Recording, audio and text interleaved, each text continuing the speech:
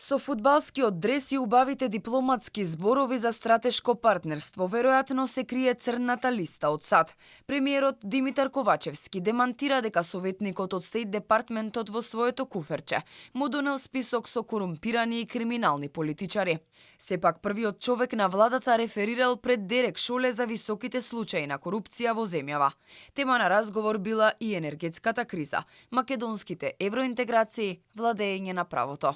Не зборувавме воопшто за тоа, бидејќи тоа е активност која што ја спроведуваат Соединетите Американски држави.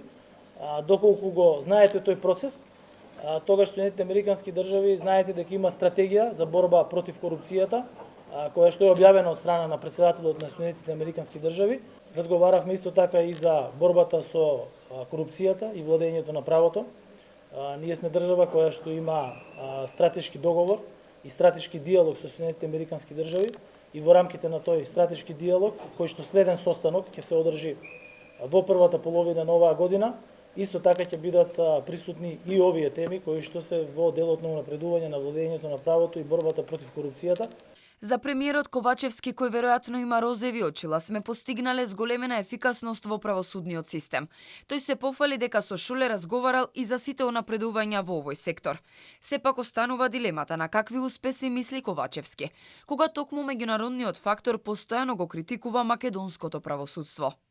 Наспроти овие оптимистички изјави на власта стојат критиките од САД и Европска Унија, дека Македонија нема испорачано речиси никакви резултати и покрај се што досега вложиле.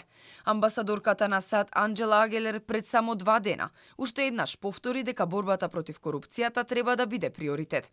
А истиот ден евроамбасадорот Дейвид Гир во Македонското собрание ни порача сериозно да ја сватиме борбата против корупцијата и криминалот. Тимот за санкции кон крајот на минатата година амбасадорката Агелер го најави без да ги штеди македонските институции. Ова можеше да се заклучи по нејзината тогашна објава во која јасно стоеше: на правосудниот сектор во Македонија му требаат повеќе истраги и обвиненија за да се покаже дека никој не е над законот. До сега никој не откри кој ќе биде мета на тимот за санкции и ќе се најде на црниот список на Соединетите Американски држави.